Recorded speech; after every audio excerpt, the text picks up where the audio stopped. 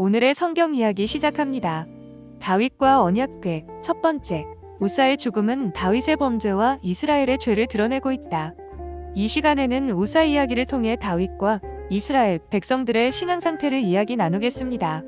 다윗은 예루살렘으로 하나님의 언약궤를 옮기려는 마음을 품었습니다. 역대상 13장 7절에는 이렇게 기록되어 있습니다. 하나님의 궤를 새 수레에 싣고 아비나답의 집에서 나오는데 우사와 아히오가 수레를 몰더라. 이 기록은 언뜻 보기엔 정성껏 준비한 것처럼 보이지만 사실 하나님의 법을 어긴 행위였습니다.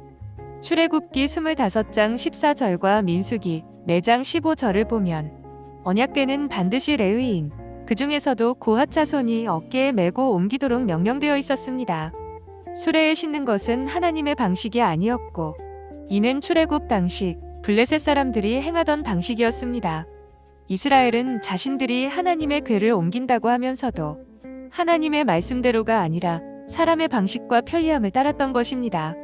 우사는 궤가 흔들릴 때 손을 내밀어 붙잡았고 사무엘하 6장 7절에는 이렇게 기록되어 있습니다. 여호와 하나님이 우사의 잘못함을 인하여 진노하사 그를 그곳에서 치시니 그가 거기 하나님의 궤 곁에서 죽으니라. 우사의 행동은 순간적이었지만 그 마음에는 언약궤를 인간의 손으로 보완할 수 있다는 판단이 자리 잡고 있었습니다. 이것은 단순한 실수가 아니라 하나님 앞에 준비되지 않은 경외함의 결핍이었습니다. 이 사건 이후 다윗은 회개하거나 그 책임을 통감하지 않고 분노합니다. 사무엘하 6장 8절에 다윗이 여호와를 향하여 분하여 하여라고 기록된 것을 보면 다윗은 자신의 실수를 돌아보기보다 하나님께 분노하고 언약궤를 옮기려는 계획을 멈춰버립니다.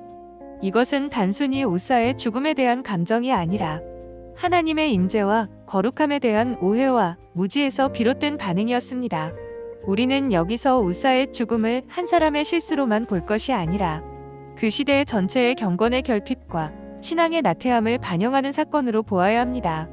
율법의 명령이 무시되고 하나님의 언약궤가 거룩함보다는 왕의 계획을 위한 도구로 사용되려 했으며 다윗조차 그것을 옮겨진 성물 정도로 취급한 점에서 이스라엘은 하나님과의 관계에서 감격보다 습관이 앞선 시대를 살고 있었던 것입니다.